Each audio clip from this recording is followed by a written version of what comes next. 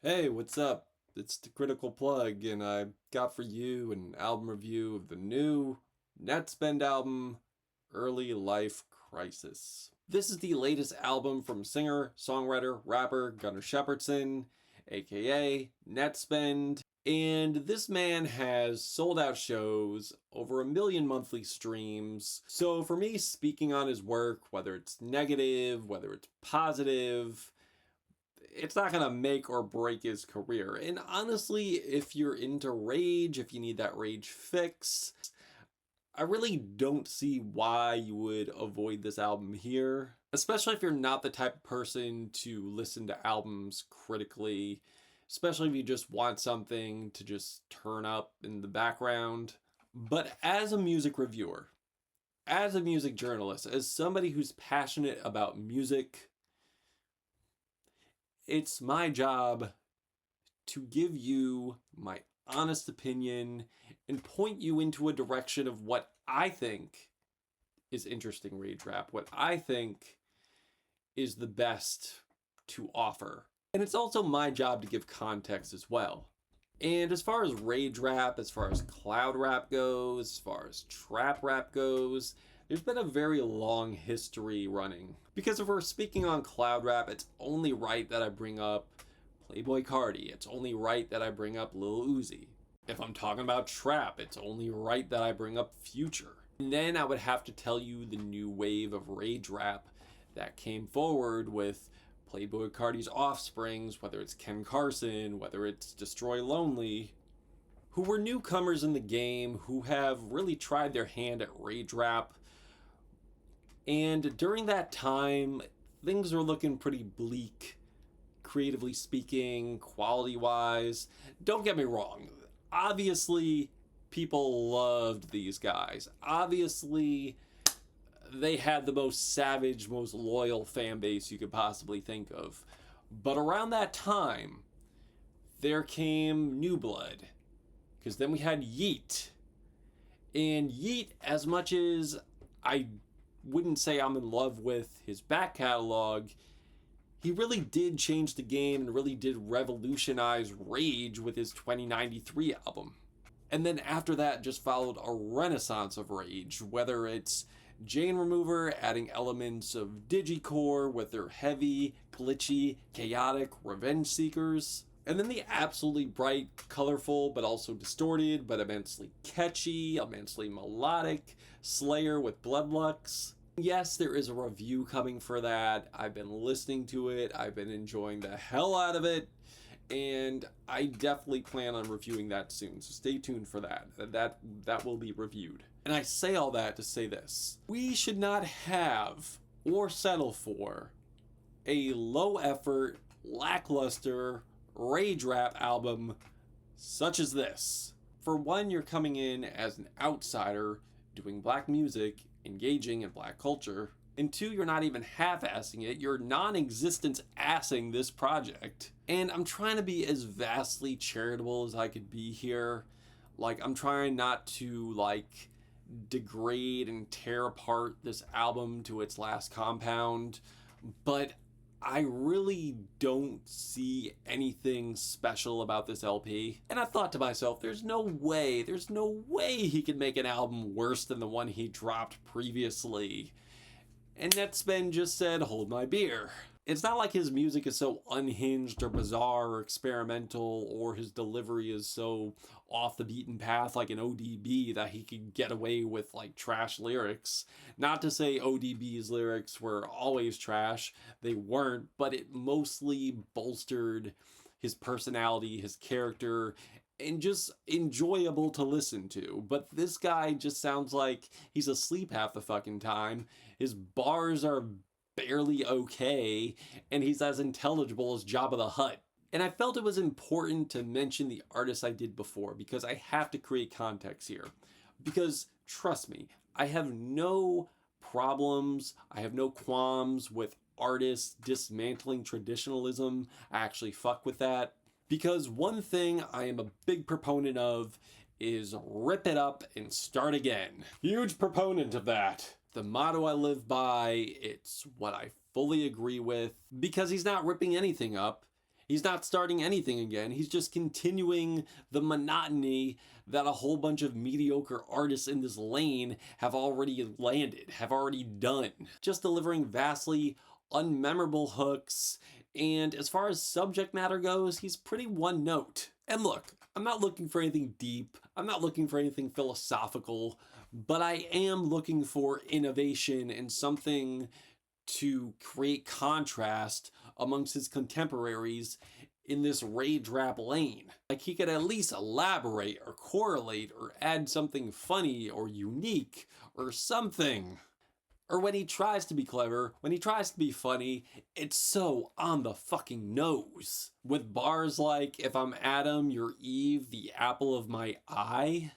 Like, a lot of these bars here just give baby's first wordplay and appeal to those who probably never heard Lil Wayne in his prime in their fucking life. It's not like he has the vocal variations of a Yeet or ODB to pull this off. Especially where he sounds so uninspired and comatose on Stab.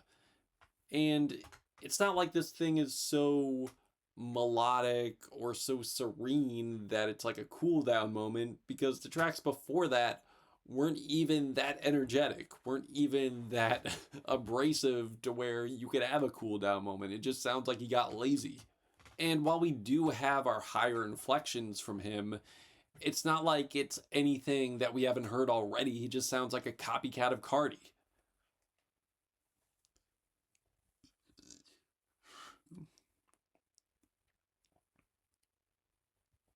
Like on the song Who the Fuck Is You? And as far as features go, we have the most useless features we could possibly get, especially from NBA Youngboy, who just sounds like he was phoned in. Just like, especially from NBA Youngboy, who sounds especially from NBA Youngboy, where he just phones in his verse, does a few sound effects, and then leaves.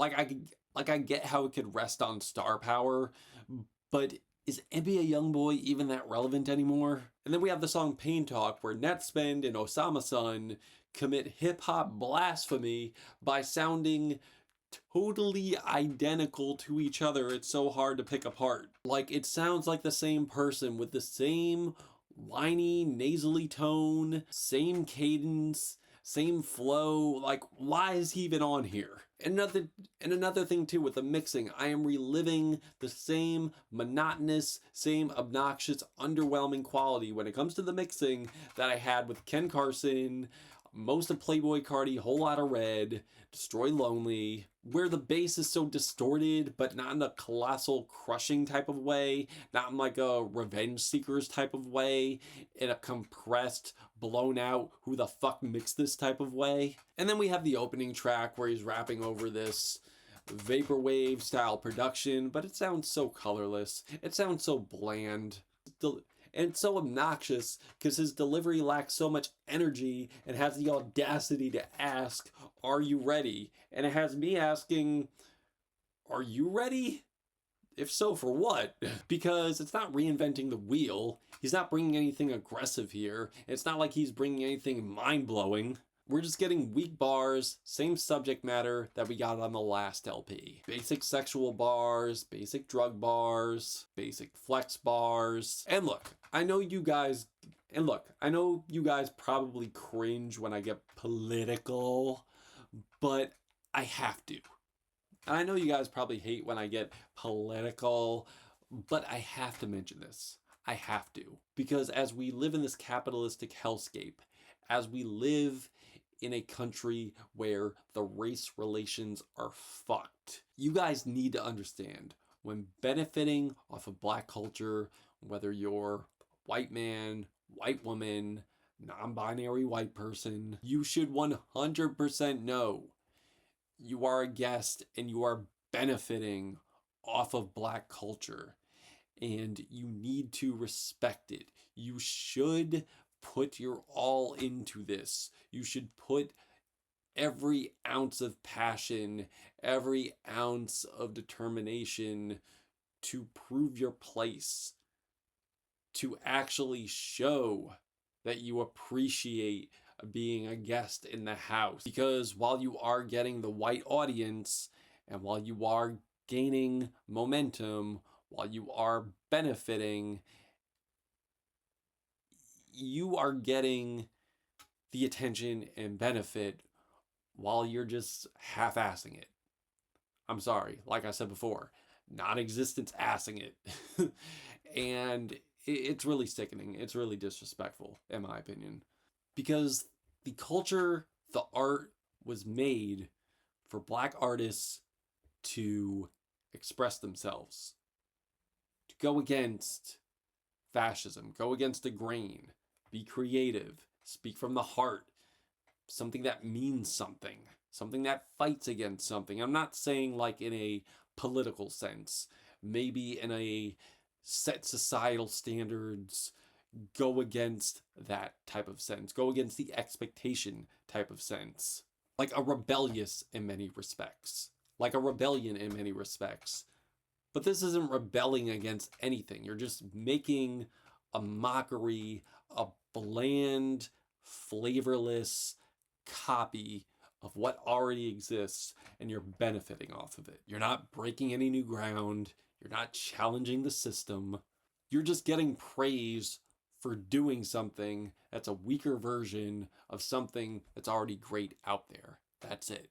Overall, this album's just pointless to me, and I'm pretty sure his fans will disagree with me on that one. I'm pretty sure he even might disagree with me on that one, but I don't give a fuck. Because, honestly, to be in such a lane as this, where there's so much monotony and not as much creativity. I mean, yes, you do have artists, again, like I mentioned before, that are breaking new ground, are doing something above and beyond, that are reinventing the wheel when it comes to this lane.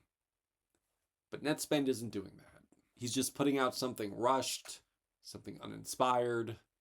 Like, I've listened to this thing about 6 times already, and if I didn't write it down, I'd probably forget it. Because that's how forgettable it is. Very forgettable record, very throwaway record. I'm feeling a half a black heart out of 5 on this one.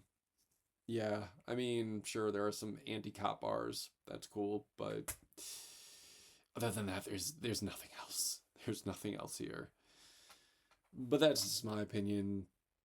If you've given this album a listen, what did you think? Did you love it? Did you hate it? Why? And that's it. I'm your critical plug. Hit me with a sub. Show me love. My opinion. If you hate it, your career's still a dub. Critical plug. Nettspend. Early life crisis. Till we meet again.